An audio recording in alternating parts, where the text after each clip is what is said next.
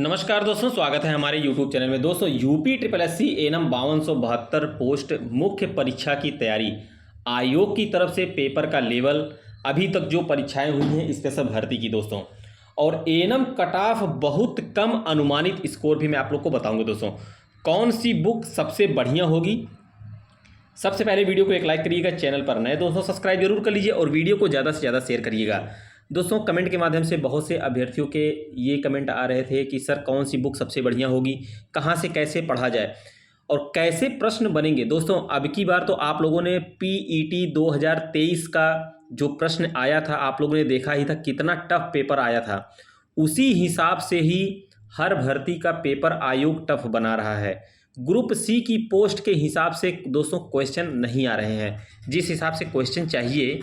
अभी तक दोस्तों जितनी परीक्षा हुई है, होम्योपैथिक फार्मासिस्ट का देख लीजिए, जूनियर ड्रग एनालिस्ट का देख लीजिए, नेत्र परीक्षण का देख लीजिए दोस्तों, और डेंटल हाइजीनिस्ट वाला जो हुआ था उसका पेपर उठाकर देख लीजिए। कोई भी परीक्षा देख लीजिए दोस्तों, उसका जो प्रश्न पूछा गया है वो पीसीएस लेवल का प्रश्न है दोस्तों, ग्रुप सी का नहीं है। इसलिए मैं सभी एनम बहन से यही कहूँगा कि आप लोग जब भी जो भी पढ़ाई करिए, किसी भी अच्छे स्टैंडर्ड बुक से पढ़िएगा आप, क्योंकि कुछ बुक ऐसी हैं कि जिनमें डाटा गलत दिया गया है, आंसर गलत दे दिया गया है, अभ्यर्थी वही पढ़कर चले जा रहे हैं। अगर प्रश्न आ रहा है तो कर भी नहीं पा रहे हैं क्योंकि उसमें डाटा गलत है। और आयोग किस बुक से और कौन सी बुक का डाटा प्रेफर कर रहा है, लेवल कैसा है दोस्तों, आप लोग को मैंने बता दिया।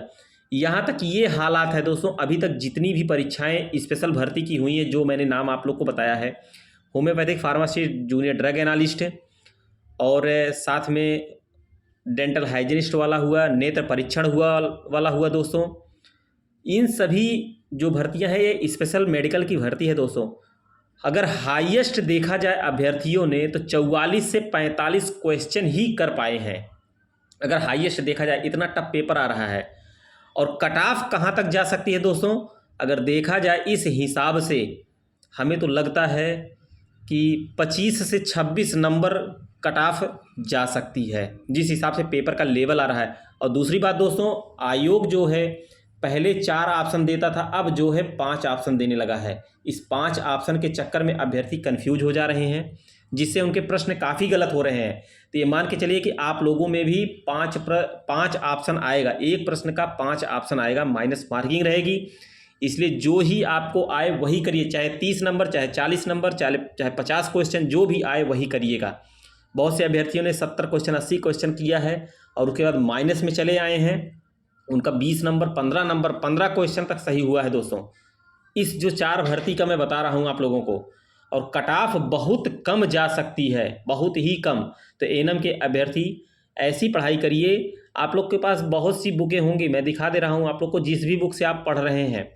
मैं नहीं कह रहा हूँ कि आप किस बुक से पढ़ रहे हैं, चाहे आप अरिहंत से पढ़िए, चाहे आप यूथ से पढ़िए, चाहे आप चंदन से पढ़िए, चाहे आप जो है अग्रवाल से पढ़िए, किसी भी बुक से पढ़िए, चाहे आप एनसीईआरटी से पढ़िए। देखिए दोस्तों, एनसीईआरटी इस बुक से बढ़िया कोई बुक है नहीं, लेकिन आपको एनसीईआरटी से हर डाटा निकालना पड़ेगा, एक एक करके नेट से सर्च करके निकालना पड़ेगा। और एनसीईआरटी का ही आयोग डाटा मान रहा है, क्योंकि जो एनसीईआरटी में बुक में दिया है उत्तर, उसी उत्तर को आयोग मान रहा है और उसी बुक से ही जो है आयोग क्वेश्चन को बना भी रहा है।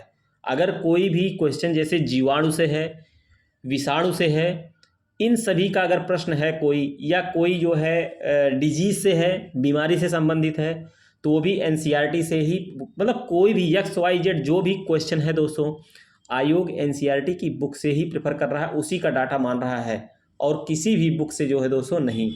इसलिए आप लोग से मैं यही कहूँगा, जो भी बुक पढ़िए अच्छी बुक से पढ़िए। और मैं जो क्लास चला रहा हूँ दोस्तों, मैं बहुत अच्छी ही बुक से क्लास चला रहा हूँ, क्योंकि मुझे जहाँ भी कोई भी संदेह होता है मैं तुरंत जो है मेरे पास कई बुक रखी है, मैं डाटा मिलान करता हूँ, फिर उसके बाद जो है आप लोग को उत्तर बताता हूँ उसका। तो इसलिए दोस्तों मेरी तरफ से जो भी क्वेश्चन बताए जा रहे हैं एकदम स्टैंडर्ड हैं दोस्तों, बहुत अच्छे हैं, और लेवल आपका इसी हिसाब से ही रहने वाला है जिस हिसाब से मैं पढ़ा रहा हूं आप लोगों को। क्योंकि पिछली बार का लेवल कुछ और था, लेकिन अब की बार का लेवल दोस्तों कुछ और रहेगा। आपको एक प्रश्न के 5 ऑप्शन देखने को मिलेंगे, पांचवा ऑप्शन जो रहेगा नन ऑफ दीज रहेगा दोस्तों, इनमें से कोई नहीं मतलब। और इसी में अभ्यर्थी कंफ्यूज हो रहे हैं। 2 ऑप्शन तो लगा लेते हैं लेकिन 2 में कंफ्यूज हो रहे हैं, लेकिन अब जाके आयोग उनको 3 में कंफ्यूज कर दिया है। तो इसलिए आप लोग से यही कहूँगा कि कट ऑफ बहुत ही कम आप लोग की भी जाएगी, पेपर बहुत ही हार्ड आएगा। ये मैं नहीं कह रहा हूँ, आयोग अभी तक जितना पेपर बनाया है उसके अकॉर्डिंग मैं कह रहा हूँ दोस्तों। इसलिए आप लोग अच्छी बुक से पढ़िएगा, कोई भी बुक हो, बस ये है कि आप अपनी कंटिन्यूटी बनाए रखिए और अच्छा स्टैंडर्ड, अच्छा आंसर लीजिए उसका। और लेवल तो दोस्तों इतना तगड़ा है पेपर का कि अब आपको मैं क्या बताऊं। बहुत से बच्चे ऐसे हैं कि जो 40-30 प्रश्न ही कर पा रहे हैं ढंग से।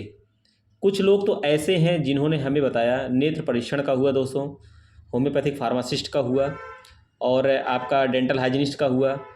कुछ लोगों ने कहा कि सर हमको तो कुछ समझ में आ ही नहीं रहा था कि पेपर इन्होंने कहाँ से बनाया, ये पीसीएस लेवल का पेपर बना दे रहे हैं, कुछ समझ में नहीं आ रहा है।